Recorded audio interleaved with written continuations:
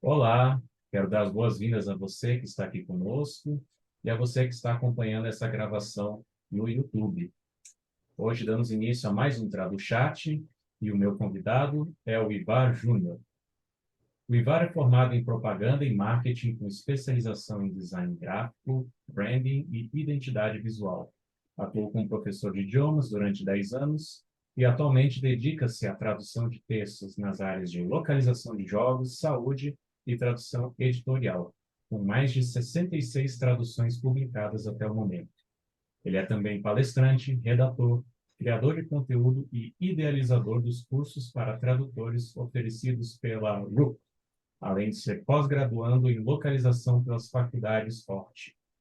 Ele é membro do Conselho Fiscal da Abrates e um dos coordenadores da divisão de tradução editorial dessa associação, além de ser um dos sócios da Grupo Traduções e responsáveis pelo curso de Introdução às CAT Tools e também pelo supercurso de Tradução de Jogos Digitais e Analógicos. Já recebeu mais de 80 alunos nas 3 edições que aconteceram até o momento.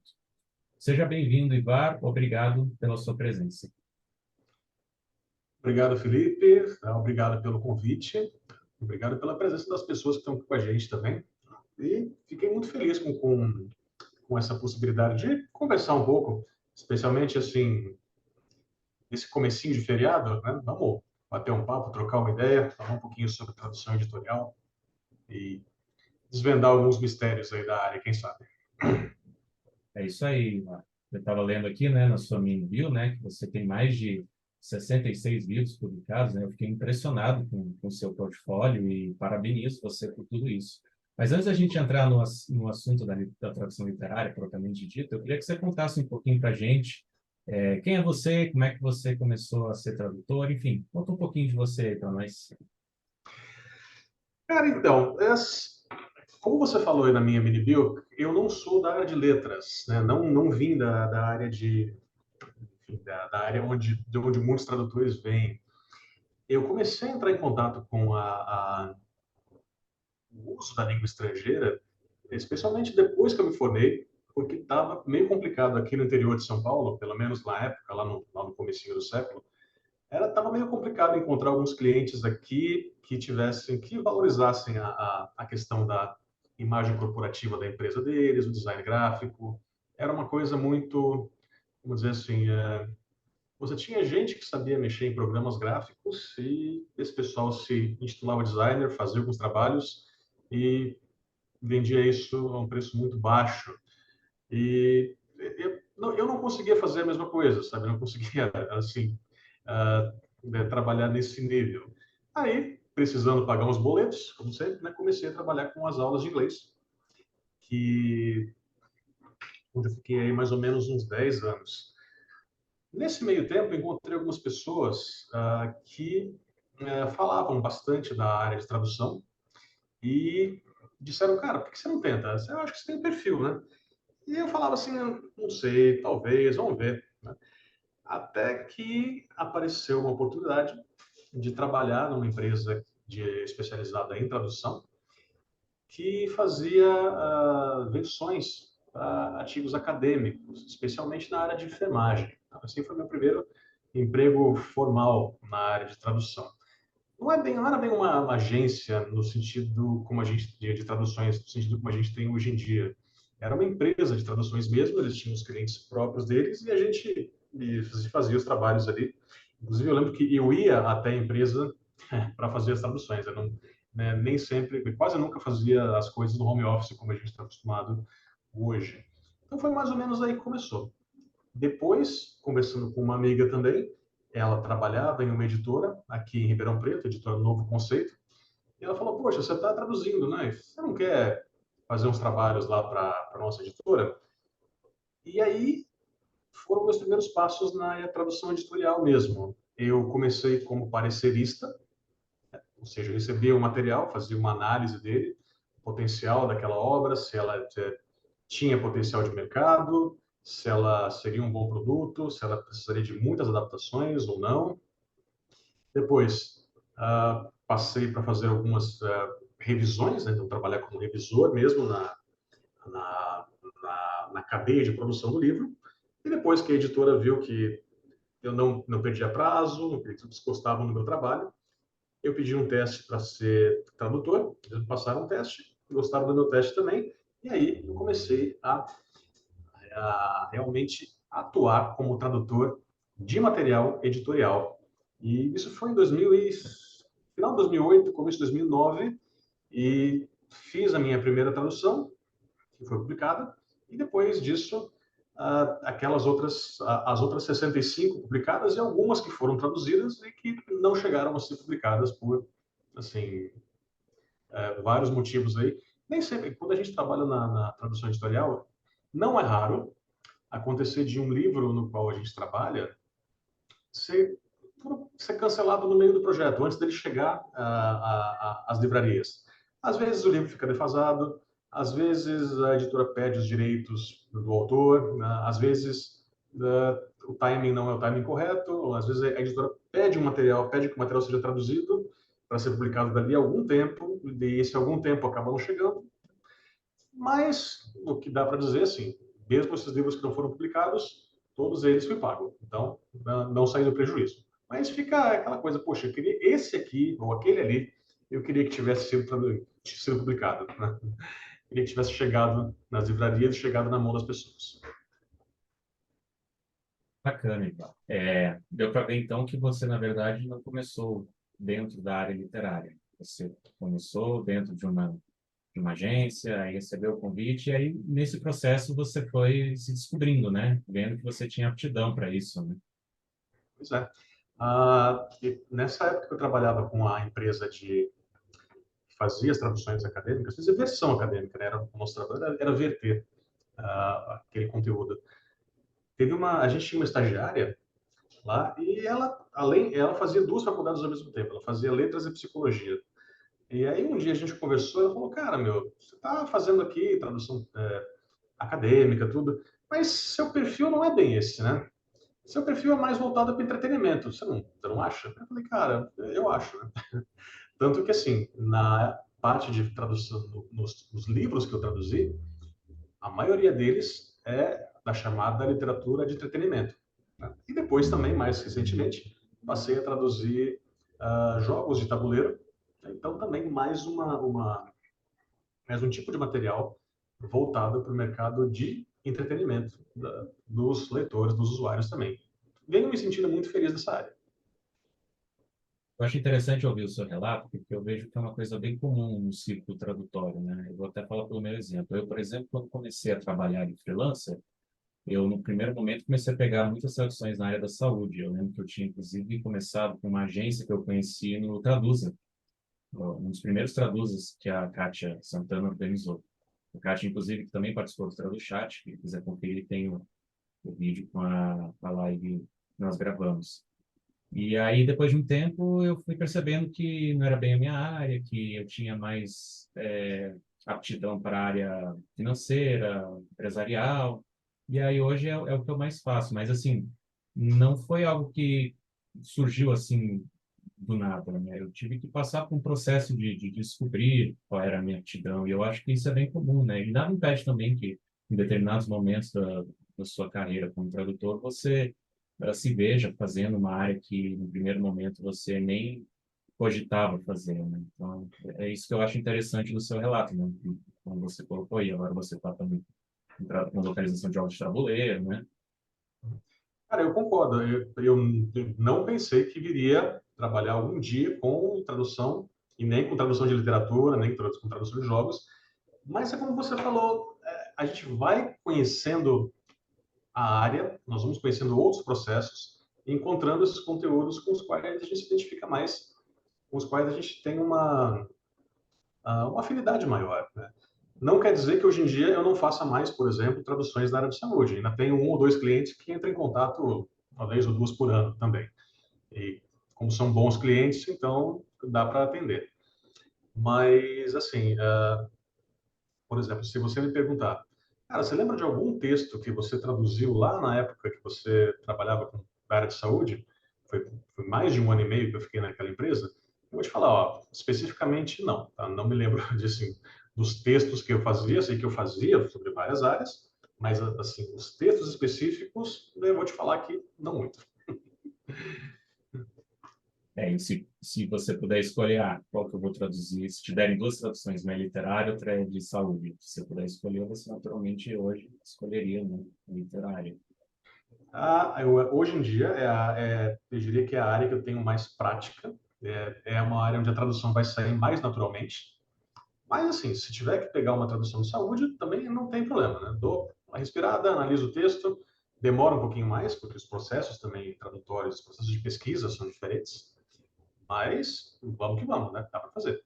Se for alguma coisa como tradução jurídica, por exemplo, aí eu já passo para algum colega que manje, né? Porque essa é uma área que, assim, não, além de eu não ter afinidade com ela, também esses processos de pesquisa e dos vocabulários específicos, eu tenho muito pouco, para não dizer quase nenhum contato. Então, aí, pensando na qualidade que o cliente espera do trabalho traduzido, eu falo, olha, é melhor você conversar com essa ou essa outra pessoa aqui, eles vão te entregar um trabalho melhor do que eu seria capaz de fazer.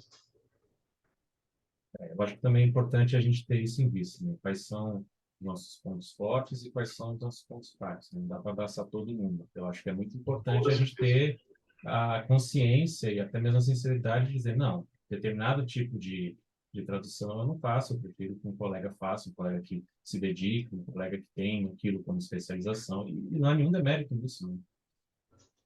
Eu acho que é uma forma até de você ampliar o seu network, né, e do cliente ver que você está levando a sério ao ponto de saber que tem certas coisas que é melhor você não pegar e tá tudo bem, né? E você reconhece também o trabalho de um colega e indica alguém que vai ter uma solução excelente, que vai conseguir atender aquele cliente da melhor maneira possível. A gente fala, toda indicação a gente meio que assina junto ao trabalho, né? Então, porque aí o cliente confia na gente, confia na indicação. Exatamente, concordo plenamente. Me diz uma coisa, você tem então mais ou menos aí uns 15 anos de carreira, né, desde que você começou, né, Mais ou menos com a isso, né? agência, né? 14, E 15. me diz uma coisa, quais foram os maiores desafios que você enfrentou ao longo desses anos, até você chegar onde chegou hoje? Desafios. Vamos lá. Na parte de tradução uh, de literatura, existem algumas coisas que nós vamos traduzindo. Se você não traduz, se você não conhece o mercado, se você não conhece assim como aquele texto vai ser usado, às vezes você não consegue abstrair ou então, sem um conhecimento que seja dado por outras pessoas, seja trazido por outras pessoas, é muito difícil você conseguir descobrir ou chegar naquilo por conta própria. Então, por exemplo, no caso da literatura, conversando com as minhas gerentes de projeto, elas foram me dando alguns feedbacks sobre coisas que eu deveria adaptar no meu texto para que a tradução ficasse cada vez melhor para o leitor, né? Então, uma coisa simples que eu vejo assim, por exemplo, muitos pronomes, você, na tradução para o português, você pode, quando o texto vem do inglês, você pode omitir, porque a flexão do verbo já te dá qual é o pronome que vai ser usado ali, né? E isso era uma coisa que no começo eu não fazia. Então, tendo essa noção e tendo essa humildade de poder, assim, estar aberto a aprender coisas com quem já está no mercado e com quem conhece, a, com quem sabe qual é a maneira que aquele texto vai ficar melhor, né? Então, isso ajuda bastante. Aprender a trabalhar com Cat Tools, cara, foi um desafio também, porque aquele negócio não entrava na minha cabeça, não entendia como é que. Eu já tinha me resignado a não trabalhar com isso, tipo, jamais. Eu achava que eu não daria conta. Mas aí, né, depois que consegui também entender que trabalhar com a Castool não é só você entender o software, mas é entender como que o processo de tradução com Castool funciona, o que que é uma memória de tradução, o que que é um glossário, o que que é um projeto e como que essas coisas todas conversam dentro do programa e como que aquilo lá que você faz em termos de, não da tradução em si, não do texto, mas na tradução a parte operacional da tradução, ah, são coisas assim que eu demorei um pouquinho para conseguir internalizar, né? E aí foi uma das essa dificuldade toda que eu senti, a hora que eu estava me sentindo um pouquinho mais seguro, foi uma das ideias que eu disse assim, foi a raiz da ideia para a criação daquele curso de introdução das Cat Tools que você comentou lá no começo. Falei, cara, eu não quero que os meus colegas batam tanto a cabeça quanto eu bati, a minha sócia bateu também, e outras pessoas que têm dificuldade de entender como que esse programa funciona, né? Depois que você saca, eu costumo dar esse exemplo nas minhas aulas, é igual você aprender a dirigir, sabe? Quando você vai pegar o carro pela primeira vez, é volante, são 3 pedais, você tem 2 pés só, aí você tem 3 espelhos, e você tem um para-brisa, e você tem que saber para onde é que você vai olhar, e você tem que mudar a marcha sem olhar para o câmbio, né? E tem o jogo dos pedais, da embreagem, do acelerador. Então, tudo isso, a princípio, é desafiador, né? Você entender como é que todas aquelas partes, aqueles componentes do programa funcionam e como que aquilo vai te gerar uma tradução, vai te ajudar a traduzir melhor, né? Porque se você começa, tá, você não tem as suas memórias formadas de tradução, você não tem seus glossários feitos, então no começo é aquela coisa, poxa, tá, não tem diferença, mas tem. Só que a gente tem que ter essa noção de que esses processos vão gerar uma otimização do trabalho no médio prazo, né? Não é imediatamente, mas a gente se acostumar com isso. Então foi difícil mudar essa chavinha. Eu fui muito resistente a passar a trabalhar com Cat Tool até o momento que eu aprendi que o negócio realmente é bom, o negócio funciona.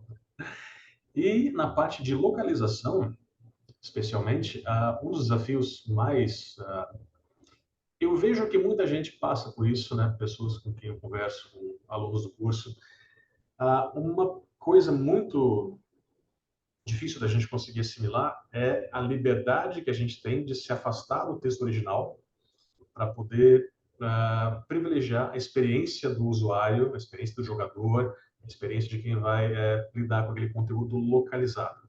Então, a gente tem uma liberdade maior, mas também tem uma responsabilidade. Também não posso me afastar tanto a ponto do material ficar irreconhecível, né?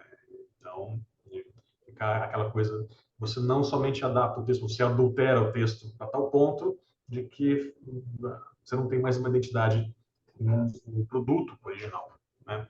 Então foram alguns desafios aí que foram aparecendo ao longo do tempo e que demoram um pouquinho para serem superados, né? Não é coisa que assim, você não adapta a sua maneira de trabalhar, a sua maneira de traduzir, sua visão sobre todo o processo e toda a tradução da noite para o dia. Demora pelo menos algumas semanas aí, e às vezes até alguns meses também. Esse da Cat Tools, acho que quase todo tradutor que se preze leva um tempinho até se adaptar, né? Principalmente quem é mais das antigas, né? Na era pré-Cat Tool, né? Que era acostumado a traduzir na máquina de escrever, ou estava começando a Pouco pegar os tempo, primórdios do Word, né? Enfim. verdade. É porque assim, a gente tem. Eu estava conversando isso com uma colega hoje, aliás, acho que ela até está aqui, a Débora. A gente tem se você está acostumado a trabalhar, a traduzir no Word, por exemplo, a tradução funciona, ela acontece. Só que a hora que você tem que passar para uma outra ferramenta, se você tem alguma coisa que já funciona, mesmo que não da maneira mais otimizada possível, nós somos naturalmente resistentes a dar o salto, a fazer essa mudança, a assimilar essa mudança. E o trabalho com Cat Tools é exatamente assim, até você acostumar, você conseguir perceber as vantagens que ela pode trazer para você, vai um tempo. Você realmente e você tem que se acostumar com o programa, diferente de muitos outros programas hoje em dia, isso em computador, em celular, coisa, ele não se adequa ao usuário. O usuário tem que se adequar à Cat Tool, né? Word você abre bonitinho ali, tem uma página, tem um cursorzinho piscando, você já começa a escrever na hora. Cat Tool, você tem que montar o projeto, tem que definir o glossário, definir as memórias que você vai usar. Então, tem várias etapas a mais aí que poxa, mas não é só botar isso aqui e começar a traduzir? Falei, não, não é. Tá? Fica melhor, mas o comecinho tem uns passos que são diferentes para que o seu trabalho fique melhor, não no longo prazo, né? No decorrer do processo. Nesse sentido, eu vou até aproveitar uma pergunta aqui do chat, da Mani Sandra. Ela pergunta, então, se você recomenda o uso de Cat Tools na tradução literária. Eu recomendo o uso de Cat Tools em qualquer tradução, tá? Inclusive na literária. Existe uma, existe uma ideia que ela até tem um certo fundo de verdade, de que Cat Tool não adianta muito na tradução literária porque você não reaproveita muita coisa.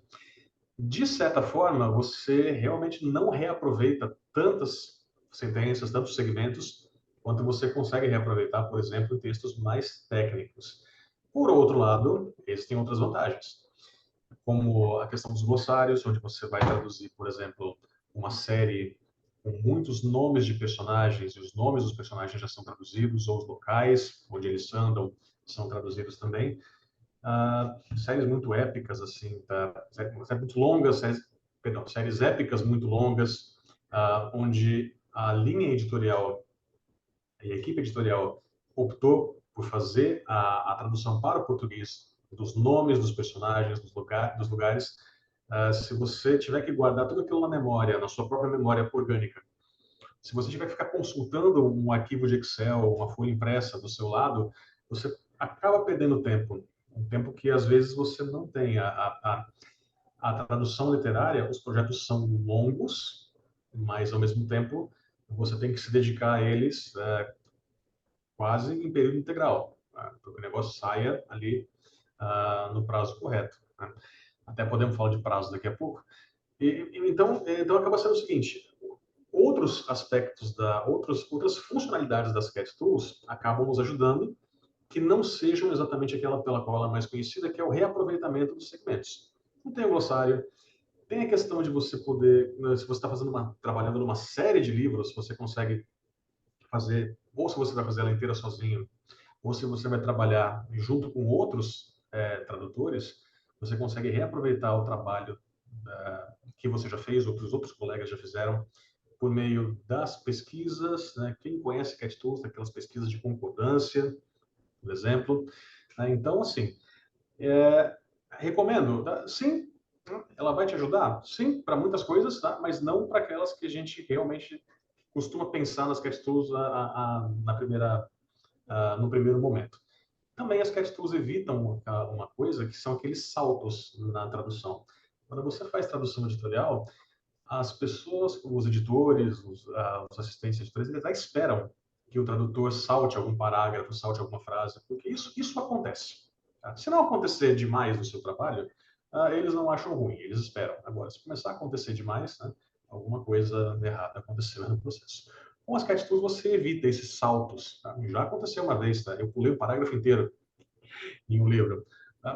Cara, pulei, cara. Depois o pessoal me mandou alguns dias depois, falou, escuta, cadê o capítulo 18 desse livro aqui, né? Aí, né, e para explicar, né? Falei, pulei. Não, expliquei, né? Falei, ó, me dá uns 2 dias aí que eu entrego o capítulo. Né? E aí, o livro, aí, o capítulo voltou, eles encaixaram lá onde deveria ter sido encaixado e continuaram o trabalho.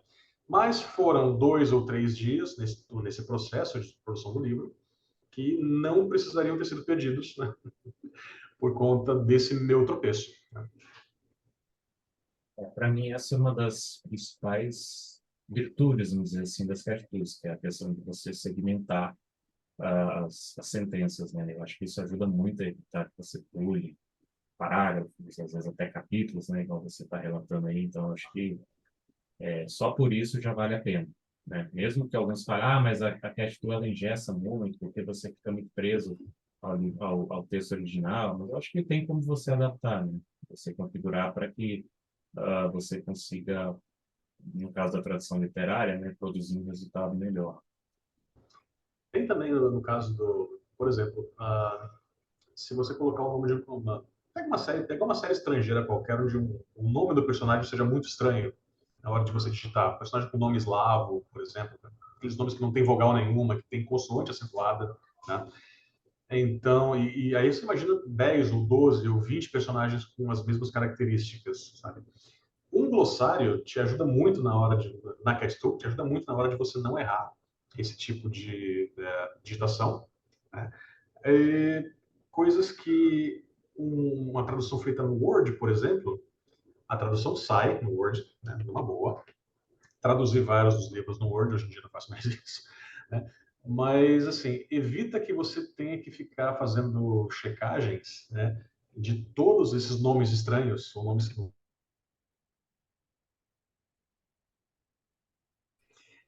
porque se bateu alguma coisa ali que não é exatamente aquele nome daquele personagem, a questão te avisa, fala, olha, o acento aqui é no Z, não é no C, né? Aí fala, opa, é verdade. Enquanto que numa tradução, vamos dizer assim, como diz um colega, o Paulo Noriega, que ele chama de tradução artesanal, né, que é você o Word e o PDF do lado, né, isso aí, a chance disso acontecer é maior. E na sua opinião, Ivar, quais são os prós e contras de ser um tradutor na área literária e editorial, com base na sua experiência, no que você vê, assim? O tradutor na área editorial, normalmente ele é um pouco mais conhecido, né? Para quem gosta de ser conhecido, para quem curte vamos chamar de fama, né? Essa microfama, né? Porque o nome do tradutor aparece nos créditos do livro, e geralmente logo nas primeiras páginas, numa, numa, numa tipografia com até um certo destaque, junto com o nome do autor. Então, se a pessoa procura um certo reconhecimento, se ela quer, se isso é importante, então trabalhar com literatura é um pró. Outra coisa, né? Tem gente que gosta muito de trabalhar com conteúdo técnico e tá tudo certo. Tem gente que prefere trabalhar com as narrativas, que prefere trabalhar com tradução de conteúdos de uma área específica, e seja ficção, seja não ficção, seja biografia. Então, poxa, eu curto muito ler e trabalhar com biografia, por exemplo. Então, trabalhar com a tradução editorial, numa área de não ficção, nesse exemplo, seria uma maneira da pessoa juntar né, transformar o interesse dela em uma atividade profissional que venha a lhe dar renda ao longo do tempo. Os contras, vamos dizer assim, o principal contra da tradução editorial, vamos dizer que são dois. Uh, a tradução editorial, se a gente imaginar nesse espectro aqui, tá? Nessa mão aqui, que para mim é a minha esquerda, não sei como é que está aparecendo para vocês aí, mas se eu pegar aqui a tradução que você faz de maneira voluntária, sem cobrar nada, e aqui, aquela tradução que te paga muito bem, ou de algum tópico no qual você seja um grande especialista, que poucas pessoas consigam fazer, tá? A tradução editorial ou literária, ela vai pagar em alguma coisa próximo daqui. Tá? Então, a remuneração da tradução editorial não é das melhores. E outra coisa, quando você vai traduzir um livro inteiro, então você tem que separar um mês, 6 semanas, às vezes 2 meses, para se dedicar somente àquele livro. E a grande maioria a grande maioria não, a maioria das editoras, elas têm uma política de pagamento que é 15 dias ou 30 dias depois que o seu trabalho está totalmente entregue. Tem algumas editoras que topam fazer pagamentos parciais, mas a regra geral é que você vai receber alguns dias, né, 15, 30, depois que você entrega o livro. Então, se você não tiver uma programação financeira para aguentar aqueles 6 semanas, 2 meses, sem uma injeção de capital que vem pelo seu cliente, né, pode ficar um pouquinho complicado para você também. Então, uh, eu diria que assim, são contras, mas assim, você tem que se preparar para lidar com isso. Então, é bom ficar atento. Um terceiro contra, que é mais recente, não acontece só na literária, mas na literária também, é que, como o nome do tradutor está logo no começo do livro e numa tipografia maior, está com certo destaque, se acontecer algum erro de tradução, os leitores mais exaltados, eles sabem quem procurar para xingar, né? Então, e vem xingamento em rede social, vem assim, o pessoal xinga muito no Twitter mesmo, marca, esse negócio aí que você escreveu aqui, mas isso aqui não tem nada a ver, tal coisa, né? Não precisei lidar com isso até hoje. Eu já recebi reclamações, já recebi perguntas de leitores, recebi comentários também, mas sempre por e-mail. Ou então o pessoal entra em contato pelo direct, pelas mensagens privadas de rede social, como Instagram, e aí dá para trocar uma ideia. mas tem colegas que eu sei que já foram marcados em críticas, né, e a situação foi bem desgastante, né, para todo mundo. Muitas vezes o leitor não conhece o processo que levou o tradutor a fazer certas escolhas, e às vezes não haveria como fazer nada melhor do que aquilo. A gente teve que encontrar uma solução que, mesmo que seja imperfeita, mesmo que seja um negócio meio, tipo, você bater o pino redondo no buraco quadrado, é aquilo que dá para fazer naquele momento. Não tem algo que... com certeza ali o tradutor fez o melhor que ele pôde. Então isso também é um contra, nós estamos expostos. Você mencionou essa questão das tarifas. Isso aí é uma tendência mundial, essa coisa de as tarifas estavam muito próximas do que você falou nessa questão do trabalho voluntário, é mais atípico do mercado brasileiro. Não é que você vai receber pouco, né? Mas aqui em comparação com uma tradução, mercado de tradução técnica, especialmente quando você lida com clientes do exterior, a tradução editorial ela paga né, significativamente menos do que, vamos supor, ali, um texto com o mesmo volume de palavras, um cliente pagaria se fosse um texto, uma tradução técnica, digamos assim. Né? Então, o que está acontecendo? Qual que é a situação atual da remuneração do tradutor editorial? Vou pedir licença para fazer um histórico aqui, né? Nós estamos terminando de passar pela terceira crise seguida do mercado editorial. Tá? E agora as coisas parecem que estão começando a melhorar, tá? Mas, assim, isso ainda para o mercado como um todo e não exatamente chegando na tradução ainda, mas eu sou otimista. Então, essas três crises aí que eu falei, eu vou passar por elas rapidinho.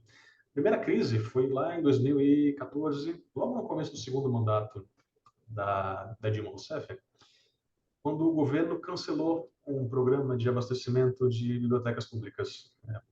Cancelaram. Muitas editoras tinham o governo como seu maior cliente. Então, muitas editoras ou quebraram, que não tinham mais, já estavam endividadas, já tinham projetos encaminhados e, de repente, não tinham mais como pagar. Todas as suas encomendas foram canceladas. Depois, aí sim, algumas editoras aproveitaram esse momento para diminuir de tamanho ou diminuir o volume de publicações que soltavam por ano. Algumas não conseguiram fazer nem isso, acabaram quebrando mesmo.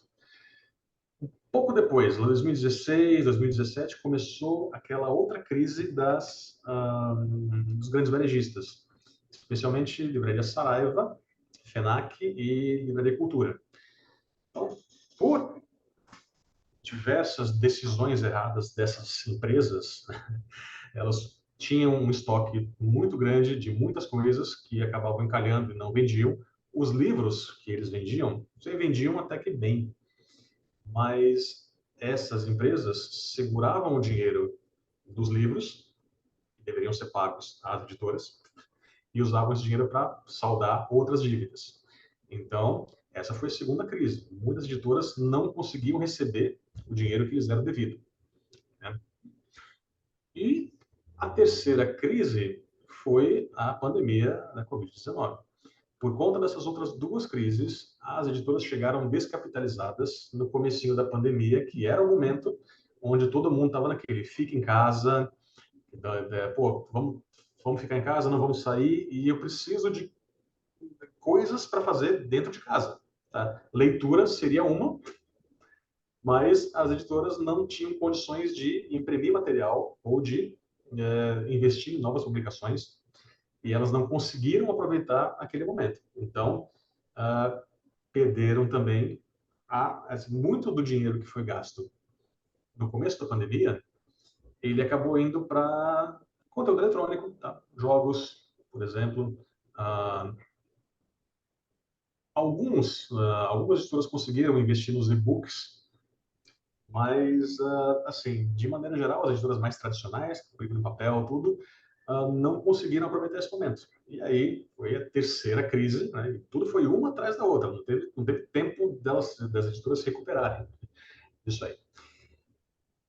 Nesses últimos anos, eu venho estudando o mercado, venho acompanhando o mercado editorial durante todo esse tempo, Na Bienal do Livro do ano passado, em São Paulo, os sinais do evento foram positivos. Falaram, olha, não estamos mais no fundo do poço. A gente está começando a querer sair do fundo do poço, então as coisas estão começando a querer melhorar. A Bienal do Livro do Rio de Janeiro, que está acontecendo agora, teve uns artigos na Folha de São Paulo, no Estadão também, que saíram com umas análises desses primeiros dias e já estão projetando vendas recordes para as editoras, o que é um sinal excelente para o mercado como um todo. E isso, ao longo dos próximos meses, deve impactar na quantidade de traduções que vão ser trazidas para o Brasil, de obras que vão ser trazidas para o Brasil e que terão que ser traduzidas, até porque tem autores como Cassandra Clare e outras que estão assim sendo celebridades assim na Bienal do Livro do Rio. Filas imensas, né, de pessoas assim querendo conhecer suas autoras preferidas, e isso é muito bom. Claro que a gente também tem que valorizar a literatura brasileira como um todo, mas, vamos dizer assim, em termos de produto, em termos de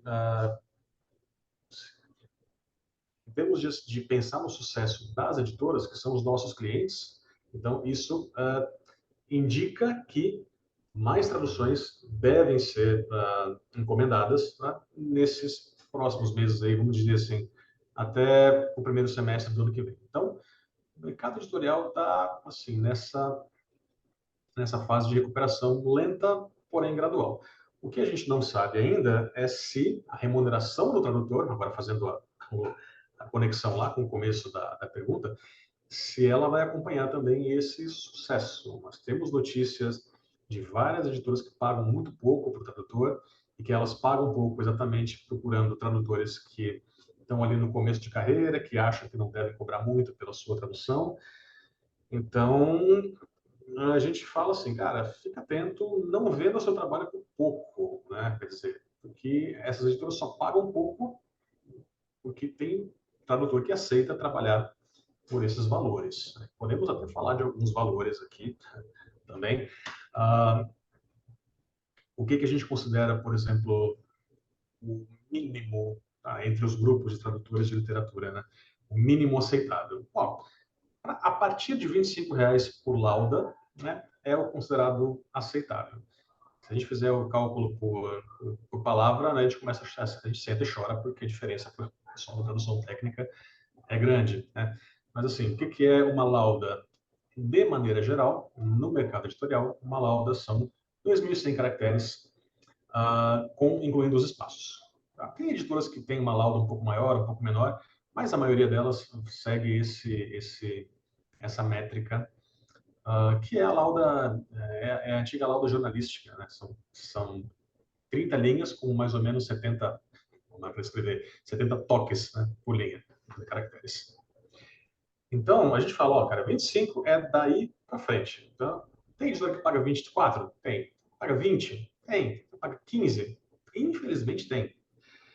Se você acredita no projeto, se você acha que ele vai te fazer bem, né, dá para topar? Dá. Mas o problema é você depois pensar para frente. Você vai conseguir aumentar o valor da sua lauda com aquela mesma editora? Difícil. A não ser que você prove para eles que o seu trabalho valha mais do que aquela tarifa. Então, o ideal é, sim, trabalhar desse valor ou procurar empresas, procurar editoras que consigam te pagar melhor. Né? Ah, mas eu tenho boletos. Eu não julgo quem tem boleto para pagar e aceita trabalhar por pouco. Gente, isso acontece. Tá? Já fiz tradução recebendo pouco? Já. Tá? Normal, tá? Era o que eu precisava fazer naquele momento, porque, enfim, né? Tinha aí as minhas responsabilidades. Mas o ideal é que, sim, se a gente tiver que fazer isso, que seja uma medida emergencial, né? E não que isso seja a regra e que eu paute meus trabalhos sempre pelo menor valor. Né? Então, a gente tem que ser, mesmo ganhando menos do que os nossos colegas que trabalham com áreas um pouco mais técnicas ou com clientes estrangeiros, a gente tem que procurar valorizar o nosso trabalho o máximo possível.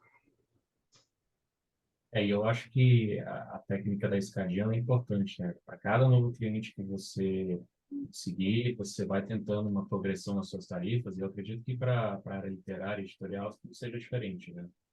Uhum. Eu vejo que na área técnica o pessoal fala muito isso, tenta aumentar, nem seja meio centavo, um centavo.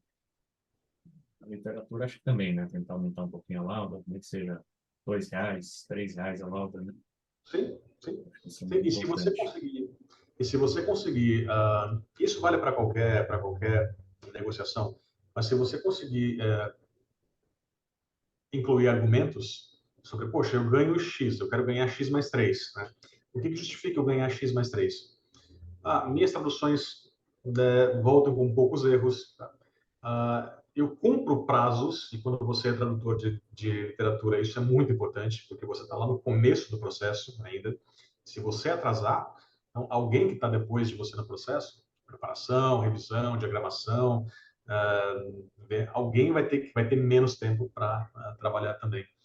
E uma curiosidade aqui, né?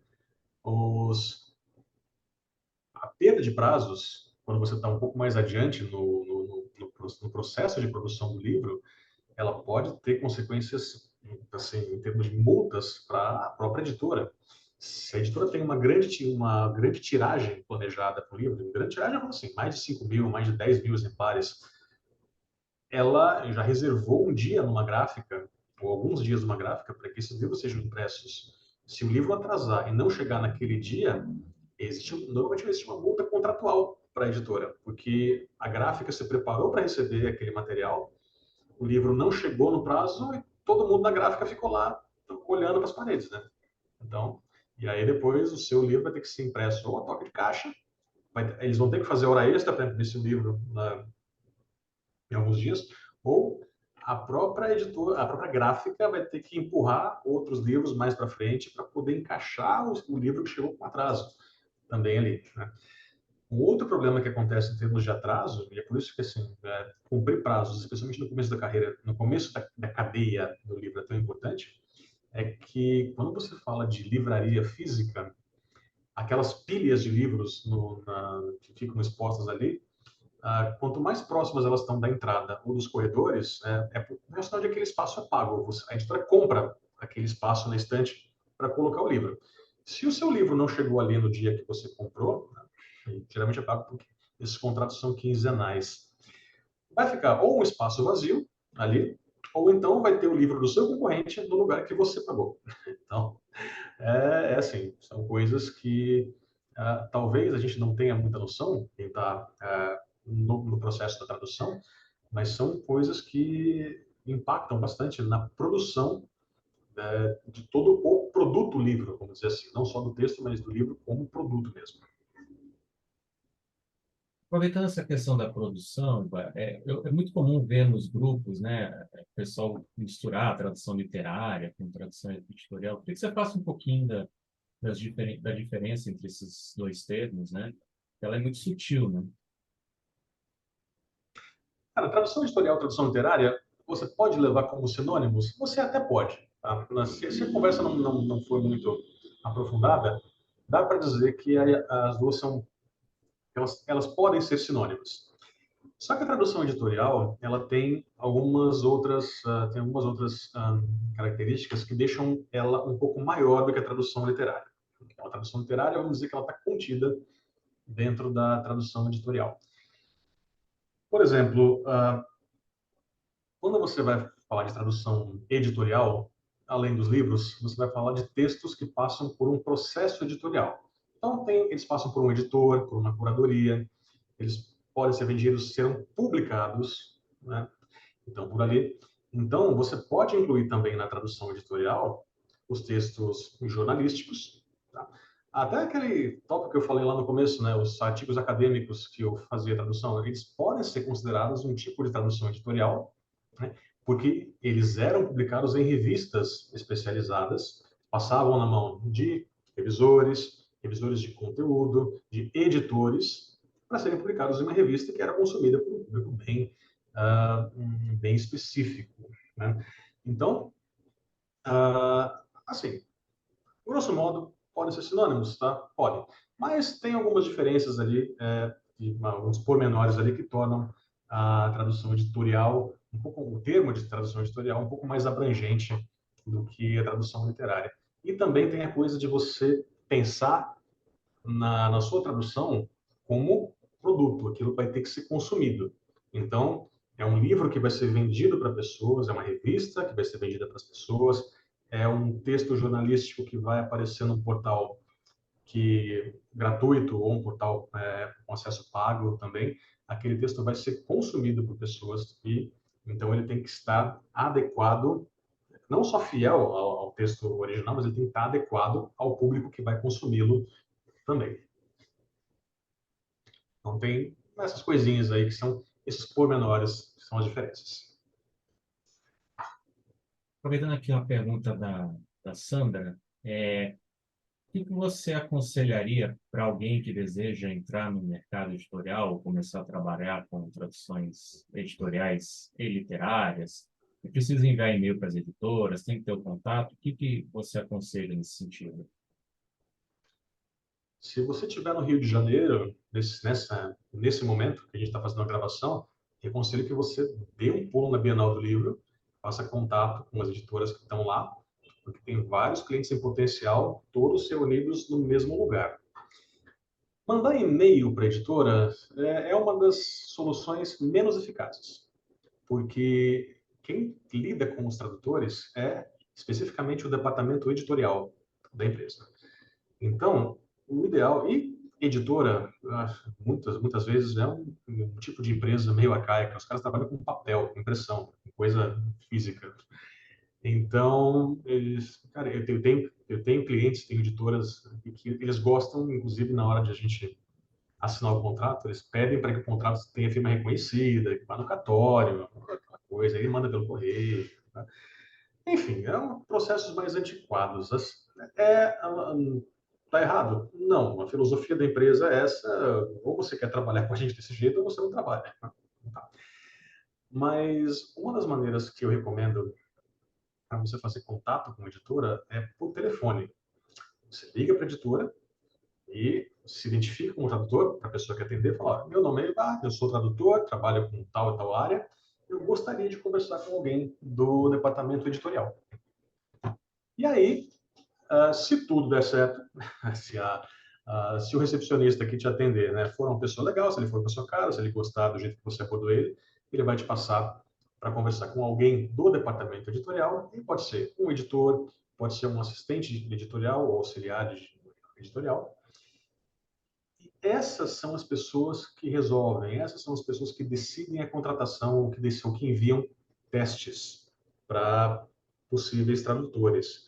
Se você estiver andando pela Bienal também, quando você vai conversar com alguém dentro do estande da editora, tenta ver se tem alguém lá que trabalha no departamento editorial. É com essa pessoa que você tem que conversar.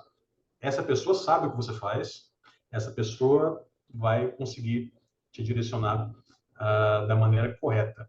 Muitas vezes, se você vai no stand, a pessoa lá, ela foi contratada para aquele evento, ela está só vendendo livros. Ela é de um outro departamento, é do marketing, é de, sei lá, cara, é de compras, é de, sei lá, cara, de logística. Ela não entende exatamente o que a gente faz, né? As sutilezas que estão envolvidas no nosso trabalho. Quando você liga para uma editora, você fala só com o recepcionista, a mesma coisa. A pessoa não conhece a nossa profissão, não conhece o nosso trabalho. Por isso que temos que conversar com quem decide. Mandar e-mail para a editora, muitas vezes o que você encontra no site da editora é aquele e-mail genérico, é contato@editoratal.com.br. Esse tipo de endereço é meio que um buraco negro. Você vai lá, o seu e-mail vai estar junto com todas os outros e-mails que são enviados para a editora, com dúvida, com gente querendo, com loja querendo comprar, ó, aqui é a lista do que eu quero comprar e tal coisa, então o seu e-mail acaba se perdendo no meio desses outros, né? Pode ser também que a pessoa que recebe esses e-mails não saiba para onde direcionar o seu e-mail. Talvez saiba, mas não dá para contar com isso. Outras vezes, você já vai mandar o seu e-mail com um currículo, né? Pode ser que esse e-mail do contato@editora tal não aceite anexos. Então, o seu e-mail chega sem currículo, tá? Porque o volume de material que chega ali é muito grande. Então, se você conseguir descobrir o contato de alguém que esteja dentro do departamento editorial, é a melhor coisa. Tá? Outras coisas também, outras. Uma experiência que deu certo para mim, isso aqui é assim, você vai conversar com 10 tradutores, você vai ter 10 respostas diferentes. uma coisa que começou, que deu certo para mim, deu certo para alguns colegas também, no começo da carreira, no começo do seu trato com uma editora, sua carreira como tradutor de literatura, uh, a demanda por outros profissionais, como revisores, como preparadores ou copydesk, é maior. Então, foi o que aconteceu comigo. Comecei como parecerista, depois fiz revisão de 4 ou 5 livros. Então, é menos árduo, vamos dizer assim, você conseguir uma oportunidade para trabalhar com alguma área correlata.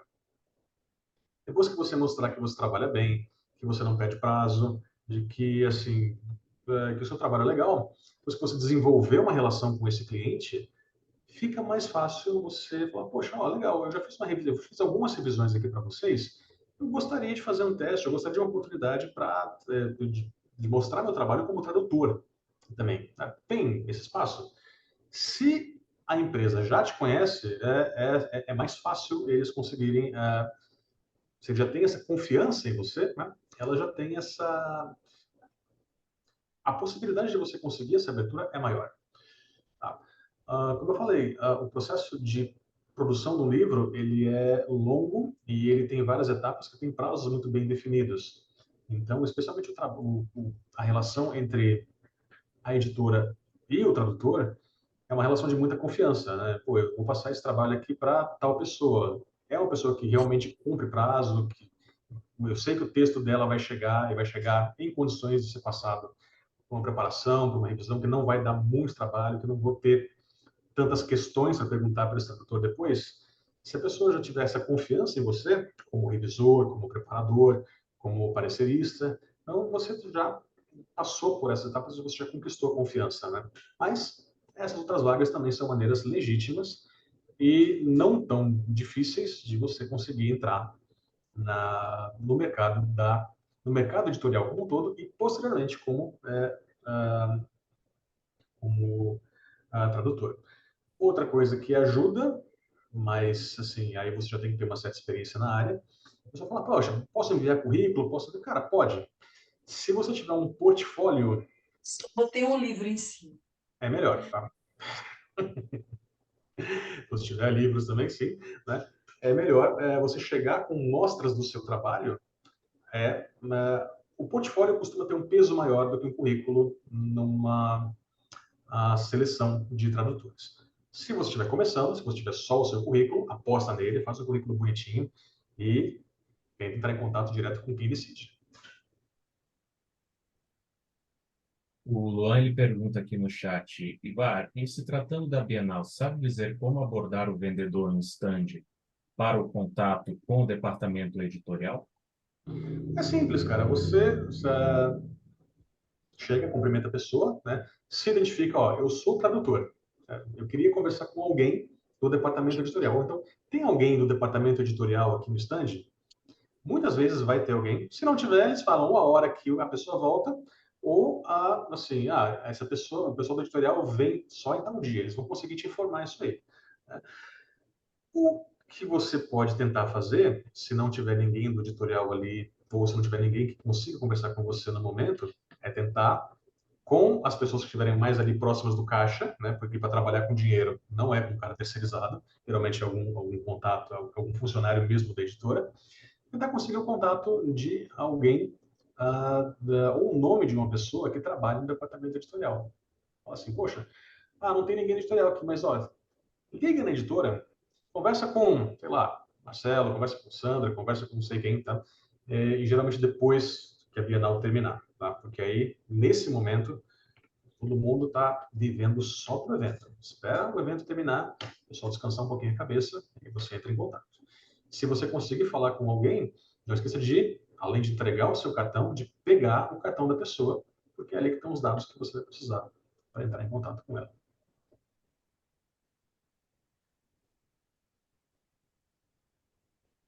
Mais quer fazer alguma pergunta ou algum comentário?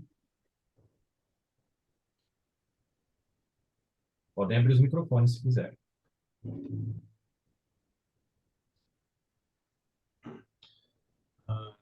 Deixa eu ver aqui. Eu queria. Posso falar? É a Mariana. Oi, Mariana, tudo bom? Tudo bom, Evar, e você? Bem Eu também. queria, eu queria primeiro falar que foi muito legal o que você falou, para mim foi muita novidade tudo, especialmente essa parte dos prazos e dos espaços na gráfica e tudo mais, eu não tinha nenhuma noção disso. Então, obrigada, foi muito legal. Eu queria perguntar uma coisa, voltando para as Cat Tools. Por exemplo, para quem está fazendo uma tradução literária ou editorial, qual liberdade você tem na prática? Porque a gente trabalhando com as nossas traduções técnicas, os gerentes de projeto entregam tudo prontinho, né? A gente só abre o arquivo na CatTool. Como que é na tradução editorial, por favor? Na tradução editorial, o que vai acontecer muitas vezes, você vai receber um arquivo em PDF para traduzir. Como eu falei, cara, a editora é uma entidade que é meio antiquada. Então, e não adianta você dizer que PDF não é o melhor formato para você colocar na CatTool, porque eles falam, ó, é isso que tem e confiamos em você. Para não falar se vira, né? Falei, confiamos em Tá, você. entendi. Existem maneiras de você, mas assim, é você que vai montar o seu projeto, é você que vai gerenciar as suas memórias, os seus glossário, dependendo do cliente, eles até enviam alguma coisa se você estiver trabalhando com séries. Então, por exemplo, teve uma série que eu entrei para fazer o volume 4 e o 5. O cliente mandou para mim o glossário que os outros colegas haviam preparado no Excel. Aí depois eu tive que converter aquilo para um formato que a CatTool entendesse como glossário também, para poder usar todas aquelas referências ali e não ficar, assim, dando o alt tab aqui a cada vez que aparecesse o nome de um personagem, né? E aí, em questão assim de quanto você pode se descolar do texto original, tem muito a ver com o teu público-alvo.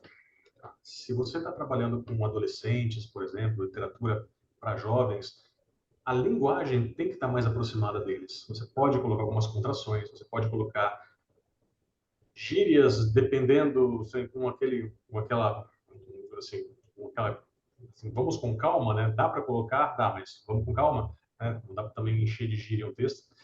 Mas na parte mais informal, especialmente nos diálogos, é mais fácil você conseguir se afastar um pouco do texto original e se aproximar mais do teu público para gerar aquela identificação.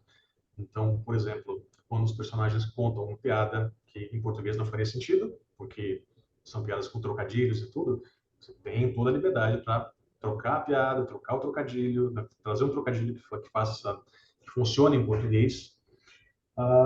Se você tem algumas questões culturais, por exemplo, tem textos também, novamente com textos para públicos mais jovens e jovens adultos, onde você tem personagens que trocam muitas mensagens no celular, que usam o verbo to text, né?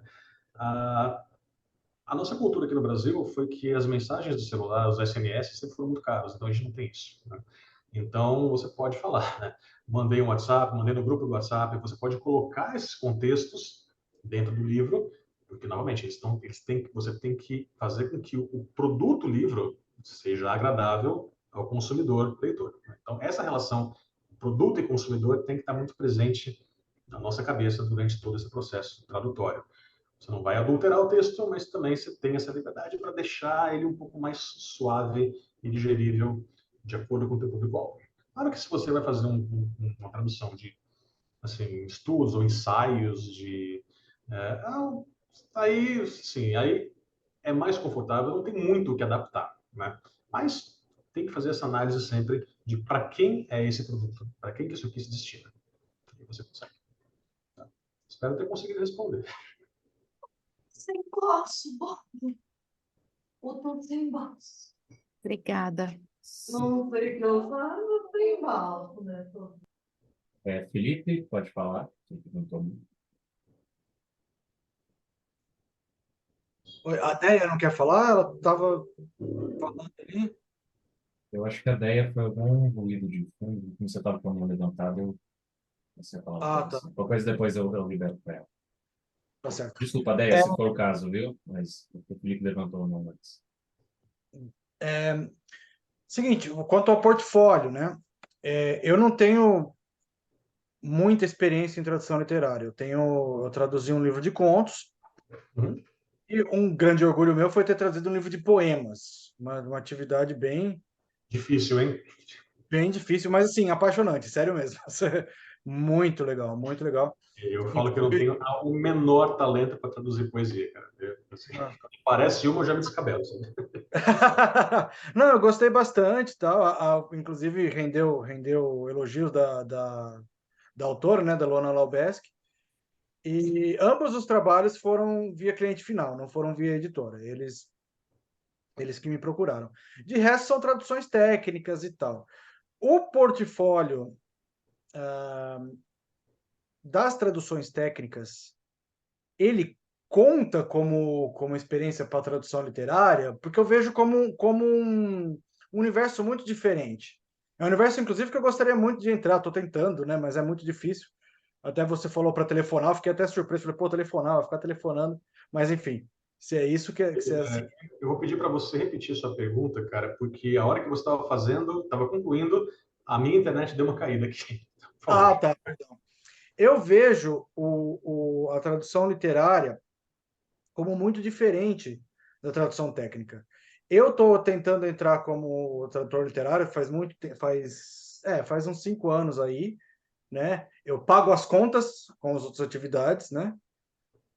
Mas o meu talento é mais para a literatura, mesmo para entretenimento. Participei de outra reunião com o Felipe Tomasi sobre legendagem e tal. E aquela eu cheguei bem atrasado, essa eu consegui chegar no horário. Então, assim, a minha pergunta é: o portfólio de tradução técnica, ele conta como experiência para a tradução literária? Tendo tudo isso em vista. Isso é uma pergunta excelente, viu, cara? Pensando aqui, se você tiver um bom portfólio de traduções técnicas, a editora vai perceber, olha, essa pessoa aqui é tradutora há pelo menos 10 anos, 5 anos, sei lá, 15, 20 anos, assim. Então, não é alguém que se diz tradutor, né? Mas aí, o que vai acontecer é que, geralmente, eles vão propor um teste, vamos passar um teste, um capítulo de um livro, alguma coisa assim, Como é normal. que você faça, para que você, enfim, mostre como é que é o seu trabalho. E aí eles vão avaliar isso aí.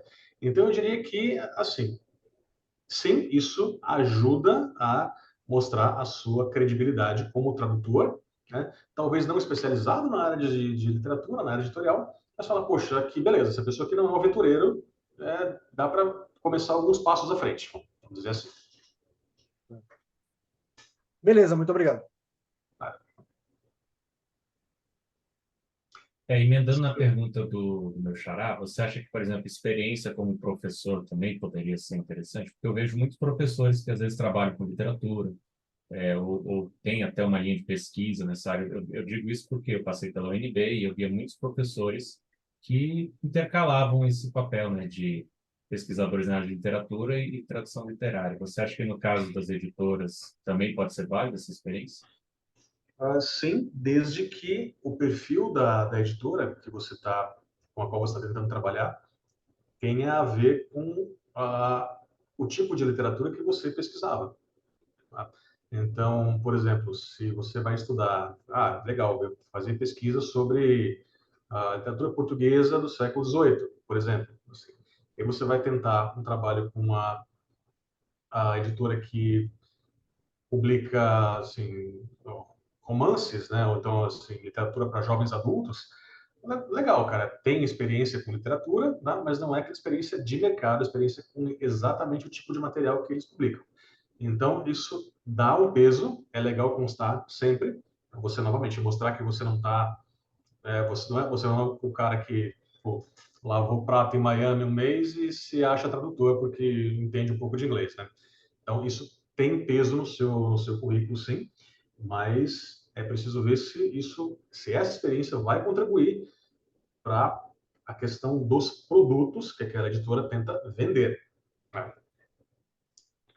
Agora, nada também que uma coisa assim, gente, gosto muito dos produtos, dos livros que vocês publicam, gosto muito do autor tal que está com vocês, tudo, né? Acho legal essas coisas, né? Gostaria de trabalhar com essa área também, né? Sinto que posso contribuir com a editora.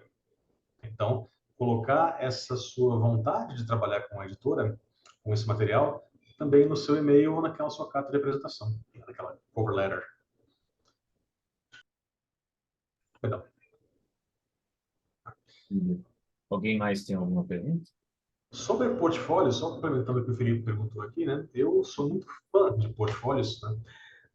E tem vários tipos de portfólio que você pode fazer. Tem portfólio de publicações, e eu faço o meu, no caso dos jogos de tabuleiro e dos livros, fazendo uma página com as capas desses livros. E aí a pessoa pode clicar lá e conhecer um pouquinho mais do como é que é a obra, se teve alguma coisa que foi interessante na tradução, se eu coloco no meu site. Você pode fazer um portfólio também de clientes, né? Desde, claro, que o cliente autorize você a usar a marca, o logo dele, né? Isso eu também faço. Né? E você pode ter, se nenhuma dessas coisas for possível, você pode fazer um portfólio de serviços. Ó, eu presto serviços de tradução, de revisão, de diagramação, sei lá. Você coloca ali as suas habilidades, mas como se fosse não só aquilo que consta no seu currículo, mas assim, o que eu tenho a oferecer para você, cliente? Você trabalhando comigo, você pode aproveitar o meu conhecimento nessa e nessa função. Tá? Então, é uma possibilidade. Para eventos presenciais, uma coisa que eu gosto muito, eu ainda não vi nenhum tradutor fazendo isso, e eu desfilo com esse negócio nos eventos faz alguns anos, né? Eu tenho um portfólio físico. Ele está aqui. Então, eu peguei as capas dos livros que eu traduzi e eu imprimi e encadernei aqui. Então, quando eu chego numa Bienal, quando eu chego para conversar com algum colega, eu já boto isso aqui na mão da pessoa. Né? Então, a pessoa já vai vendo como é que foi a minha produtividade ao longo desses anos que eu venho trabalhando como tradutor. Né? Porque você pedir para a pessoa abrir um site, abrir um portfólio online na hora que você está conversando com ela, meio que quebra um pouco o clima da conversa, né? Então, eu fiz essa ferramenta aqui, lembrando de como que a gente trabalhava na época que eu estava envolvido mais com o design gráfico. A gente chegava no cliente com uma pasta tamanho A2 ou A3, com os logos, com o design das páginas. Só que era um trambolho, né, enorme. Não dá para ficar carregando aquilo num evento como a Bienal, por exemplo. Lá tanta gente vai trombar naquilo que você vai voltar para casa pela pasta destruída, né? Então, eu optei por essa solução aqui, é um livretinho de capa dura, e as capas foram, eu imprimi como se fossem fotografias, né? Então, em papel fotográfico mesmo, como se fosse mandar um arquivo para uma foto ser revelada. Então, e depois encadenei com espiral mesmo, e levo no bolso, levo comigo isso aqui. Então, costuma fazer sucesso. Eu gostaria que mais pessoas fizessem isso, né? Para a tradução editorial funciona muito bem. Para a tradução audiovisual funciona bem também. Você pode colocar o pôster, os pôsteres dos filmes ou das séries as quais você trabalhou. Para a tradução técnica é difícil, né? Você não vai colocar um texto ali na espiral assim. O que você pode fazer às vezes, se aquilo foi publicado em algum lugar, né? Você pode colocar a capa da revista, do periódico, ou tendo autorização, colocar os logos dos seus clientes, né? Aqueles com os quais a pessoa trabalha, e aí ele vira um portfólio de clientes, né? Não exatamente de serviços, mas é legal também.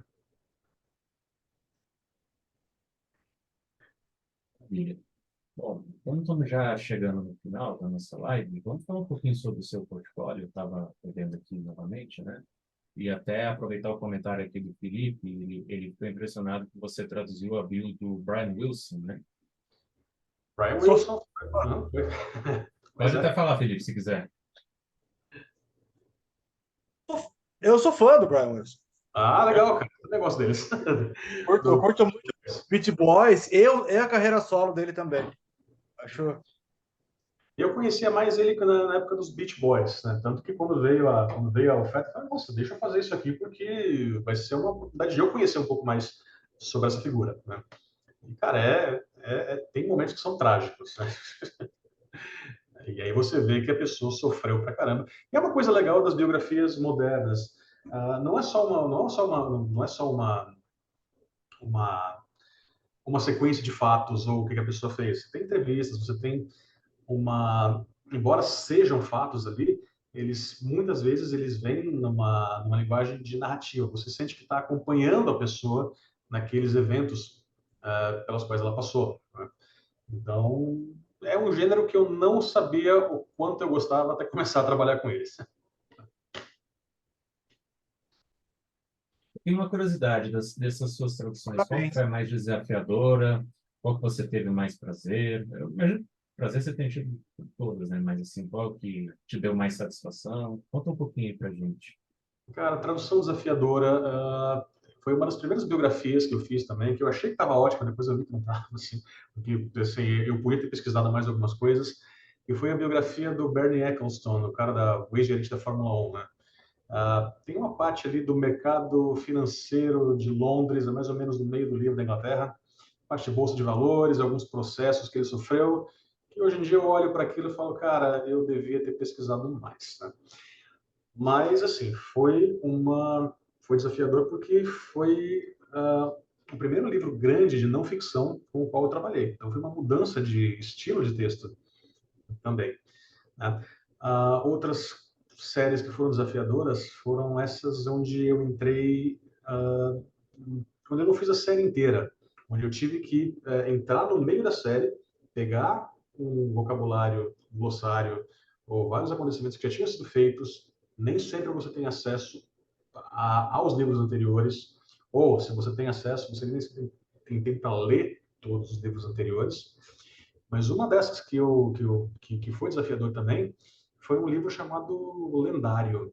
Ele era o segundo volume da série chamada Caraval. O Caraval foi traduzido pela minha colega Camila Fernandes e ela deu um estilo ali como se fosse um texto mais ou menos do século XIX, uma coisa super legal de se ler. A editora mandou para mim um e-book.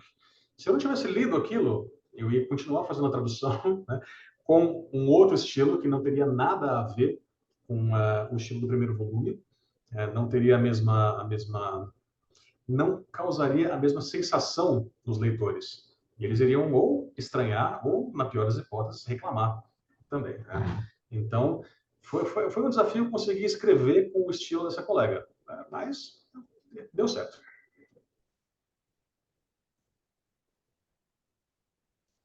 Se alguém quiser dar uma olhada nesses livros, nos portfólios, posso colocar o site aqui, Felipe? Pode, claro.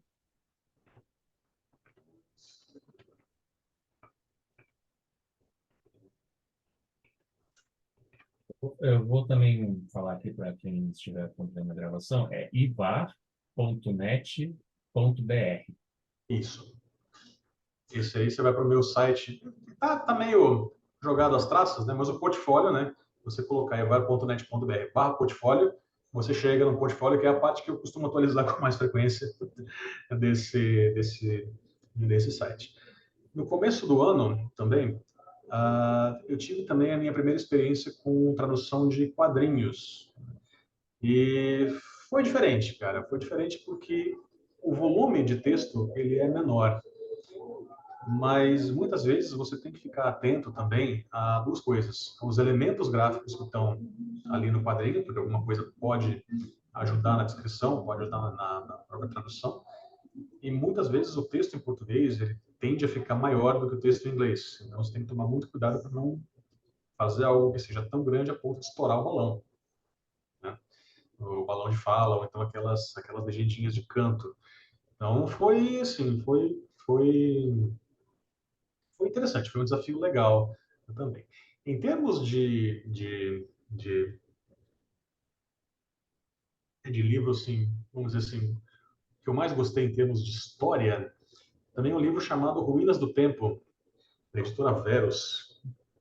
Assim, em termos de história, se eu fosse escolher algum livro assim, qual dos que eu mais gostei de ler, eu também de trabalhar em cima, seria esse aí. O problema é que ele foi promovido como se fosse um romance, um romancezinho meio água com açúcar. E isso é exatamente o que esse livro não é, né? O primeiro capítulo até é. Tem um romancezinho de pessoas que vão se encontrar no decorrer da história, mas ele fala sobre, assim, são vários personagens que você vai vendo a vida deles ao longo de várias décadas diferentes, então o livro vai e volta, e não tem só esse romance entre aqueles dois personagens do primeiro capítulo. Você tem várias relações que são construídas e várias questões históricas também entre todo o restante do elenco que aparece ali, né? E outra coisa legal desse livro também é que, no final, o autor conseguiu amarrar a história de praticamente todos os personagens citados, até aquele personagem que aparece em 2 ou 3 páginas, né? tem lá o que aconteceu com ele depois que a história termina. Então, achei uma ideia legal também. Uma solução interessante. E aí, sim, tem alguns sucessos que a editora Novo Conceito, por exemplo, ela tinha uma estratégia de mercado de publicar livros que deram origem a filmes. E ela fazia essas publicações jogava o livro no mercado bem na época que o filme estaria para estrear no cinema. Então, muitas traduções acabaram sendo feitas assim com aquele regime de urgência, porque o filme tinha que sair, o espaço na livraria estava comprado, o espaço na gráfica já estava reservado e a coisa tinha que chegar assim, naquele dia e não tinha conversa. Né? Alguns livros baseados em filme fizeram muito sucesso por conta dos próprios filmes. Alguns livros, né, como o filme acabou sendo ruim, e aqui eu cito tipo, Um Conto do Destino, que assim, acho que foi o maior livro que eu fiz até hoje, tinha quase 800 páginas. E foi tudo em regime de urgência. Quase morri. Com 6 semanas, cara. E, sinceramente, tinha hora que eu achava que meus dedos iam cair, ou que eu ia ter algum problema, porque o ritmo era começar às 8 da manhã e até às 10 da noite, parando só para almoçar. Foi difícil. E assim, tinha tudo para ser um sucesso. O problema é que o filme, mesmo com um elenco legal, com o Will Smith, com o Russell Crowe, e cara, o filme foi ruim. Cara. O filme foi ruim, então o livro encalhou, mas encalhou feio. E era um livrão, assim, custou muito caro. Chegou uma hora que eles estavam vendendo abaixo do preço de custo para se livrar do encalhe. Foi uma pena mesmo. Mas acontece. O Alan levantou a mão aí, pode ficar à vontade. Oi, conseguem me ouvir? Sim. Ivan, você, voltando um pouco ali na questão do preço, eu tenho uma dúvida sobre como calcular o orçamento de, por exemplo, um livro, né? Eu imagino, e aqui você me corrija se eu estiver errado, que começa pelo número total de caracteres, né, com espaços no caso, divide por, vamos dizer, 2.100, e aí esse resultado multiplica pelo seu preço, é isso? É por aí? Sim, mas não só. Vamos lá, tá? Tem algumas coisas aí que tem alguns detalhes a mais. Nesse cálculo que você fez, e ele está correto, você está fazendo um cálculo de acordo com o volume do texto original. Tem algumas editoras que pagam esse valor, mas boa parte das editoras pagam pelo texto que eles fazem a contagem pelo texto que você envia. Então eles fazem essa contabilidade depois que você já produziu a sua tradução. E geralmente os textos em português eles crescem, né, por conta do tamanho das palavras, das estruturas que a gente usa, então acaba sendo um pouco mais. Então muitas editoras elas pagam pela fazer contagem pelo texto já traduzido, nem sempre pelo original. Algumas editoras já chegam com uma estimativa feita, né? Então elas falam, ó, eu tenho esse livro, eu pago, sei lá, 5 mil, pago 6 mil, pago 2 mil, sei lá, pela tradução disso aqui. Então, independente do tamanho da sua tradução, aí você tem que calcular e falar, poxa, ó, geralmente é isso, vale a pena para mim ou não vale a pena para mim. E tem também então, assim, muitas vezes você tem uma ideia de quanto você vai receber, porque a contagem é feita sobre o texto traduzido, você não tem aquela ideia exata, porque você só vai saber disso na hora que você enviar o material mesmo. Mas, de maneira geral, é isso. Você fazendo esse cálculo que você escreveu ali, você tem o número de laudas que o seu texto vai... o tamanho do texto, você quantifica isso no número de laudas, e aí a editora fala, eu pago 25 por lauda, pago 30 por lauda, pago 27,50 por lauda, né? E tem editoras que trabalham com laudas de tamanhos diferentes, então são poucas, né? Mas isso aí vai estar tudo descrito no contrato que você faz com a editora. E é importante frisar que na tradução literária, o contrato, ele não é, para a tradução, ele não é um contrato de prestação de serviços, que é o que acontece com a revisão, com a preparação e com outros serviços. Na tradução editorial, o que você faz ali é um contrato de cessão de direitos. Tá? O pagamento é feito, mas o que acontece é que você cede para a editora os direitos comerciais sobre o seu texto, para que eles possam publicar quantas vezes eles quiserem, né, quantas vezes acharem que devem. E geralmente se o teu livro vende, se a tua tradução vender muito, se o autor que você traduziu for naqueles que eles chamam de best-sellers, né, isso não resulta em royalties nem nada além para o tradutor. Você recebe um fixo, né, mas você cede para a editora os seus direitos comerciais sobre a obra e eles publicam aquilo ali enquanto aquele material tiver demanda. Ou seja, o pagamento dessa sessão é o que foi fechado, né, no orçamento, né? Foi quantificado, sim, sim. Na Pode crer. prática é isso. Mas se eles resolverem fazer daqui a 5 anos uma reedição e usarem o seu texto, eles não precisam te pagar de novo. Hum, entendi. Valeu. Essa é uma briga que a gente tem também, é uma reclamação que a gente tem entre os tradutores da área da área editorial. Poxa, seria justo se o nosso trabalho tivesse esse número de vendas, né, revertesse também em algum royalty, em algum bônus, mas as editoras são muito resistentes a isso, porque, claro, o valor sai do bolso delas, né? Então, é bem complicado. Desculpa interromper, E é justamente você. essa pergunta que fizeram no chat, se é comum um tradutor ganhar algo com a venda de livros. Desculpa, Lu. Não, tranquilo. Acho que ele está perguntando sobre royalties aqui, o João, né, no chat. É comum um Isso, tradutor isso. ganhar algo com a venda de livros? Acho que royalties, né, no caso. Ou é só pelo Ah, serviço? não, João, não é costume você ganhar nada além daquilo que você acordou em contrato. Tá? Você ganha, você pode ganhar, às vezes, um exemplar ou dois do seu livro. Tá? Hoje em dia está menos comum, mas em termos financeiros, você não costuma, não é, pelo menos no trato com editoras, você não ganha nada além daquela remuneração que você já ganhou para fazer a tradução.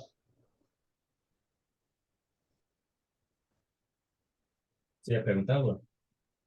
Rapidinho. É, eu ia perguntar quanto tempo mais ou menos leva para se traduzir um livro. Eu sei que, claro, isso varia bastante, né? Depende do tamanho, evidentemente. Mas, em média, assim, um livro de, vamos dizer, 200 páginas, ou quanto tempo leva mais ou menos? Dependendo do quanto você tiver que fazer de pesquisa ou da complexidade do texto do autor, um livro de 200 páginas, de 3 a 5 semanas. Tá? Costuma ser mais ou menos isso. Livro com uma linguagem simples, por exemplo, livro com romances de maneira geral, tem um vocabulário mais, e estruturas também tem uma quantidade menor de variação nisso aí, você consegue você consegue chegar na parte mais rápida desse espectro. Quando o livro já envolve referências, citações a outros autores e algumas questões, quando você sai um pouco da área de entretenimento, aí costuma demorar um pouco mais. Parte para as biografias, por exemplo, né, onde às vezes é necessário fazer certas pesquisas para saber se aquilo que a gente está traduzindo já foi citado, já foi traduzido por outra pessoa de alguma maneira. Então aí vai para aquela parte mais demorada do espectro. Mas de maneira geral, nesse volume não foge muito desse cronograma. Cinco semanas numa carga horária de 8 horas por dia ou um pouco mais? Por aí, por aí. Mas com um horário comercial, vamos dizer assim, né? Legal. Te adicionei no LinkedIn. Por favor, tá? Meu LinkedIn tá aberto para quem quiser adicionar também. Quiser fazer mais perguntas por lá também, quiser trocar ideia, eu fico à disposição. Só isso, então, nós vamos encerrando. Eu quero agradecer a presença de todos, agradecer a você que acompanhou essa gravação no YouTube. Sigam o Ivar em suas redes sociais, Instagram, LinkedIn. O Ivar tem também a Hulk Tradução, né, que é a empresa de vende cursos, né, de localização de jogos, né, de Cat Tools. E obrigado, Ivar, pelo seu tempo, pela sua partilha. E, enfim, fique à vontade aí para fazer as considerações finais. Certo. Em primeiro lugar, muito obrigado pelo convite. É sempre bom poder esclarecer algumas coisas sobre o mercado editorial, sobre a tradução editorial em si. Às vezes a gente tem essa ideia assim, poxa, mas a tradução editorial é aquela panelinha, não dá para entrar, é difícil. É difícil, mas é porque o mercado passou por essa situação difícil que eu mencionei agora há pouco. A gente tem aquela situação no Brasil em que livro é um objeto de luxo, né? E é considerado, eu sei que é um pecado isso que eu vou falar agora, mas é considerado supérfluo, né? Então, a hora que a pandemia bate, a hora que a pessoa perde o emprego, que tem que ser recolocado, é o tipo de produto que você não compra. Sim. E, por outro lado, é interessante perceber que tem essa dicotomia. Embora os livros não sejam um produto muito vendável em comparação com outros, né, o brasileiro gosta de edições de luxo. Então, tem que ver todas essas coisas aí. Né? Mas é bom poder desmistificar algumas coisas, explicar algumas coisas, falar sobre alguns processos, né, de todo o mercado. Né, e ter essa oportunidade, Felipe, que você me deu, de explicar algumas coisas, de esclarecer certas coisas sobre essa área da tradução.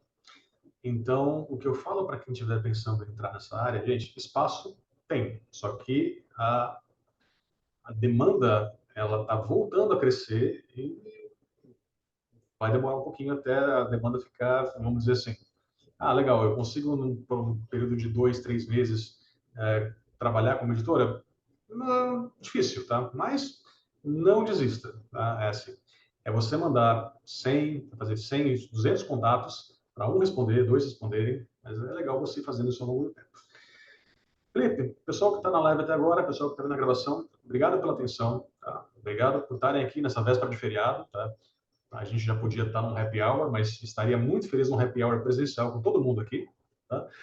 E até na próxima vez. Fico à disposição por meio das redes, e-mail, site, uma ideia, tudo bom? Tá? Quem tiver aqui na região 016 do interior de São Paulo ou nas proximidades, eu e a Deia Moreto, que está aqui no site também, nós somos os co-organizadores também do Barcamp da região 016. O próximo deve acontecer em dezembro e é aberto para quem quiser participar também. A gente promove esse encontro, essa troca de ideias e experiências entre os tradutores. Não só de literatura, mas de todas as áreas também. Legal, Ivan. Muito obrigado. Obrigado a todos pela presença. Sigam-me nas redes sociais, no LinkedIn, no Instagram, Felipe Tomasi, para futuros Traduchat. E eu aguardo vocês numa próxima oportunidade. Muito obrigado e um bom feriado, né, para todos e um excelente final de semana. Obrigado. Até mais.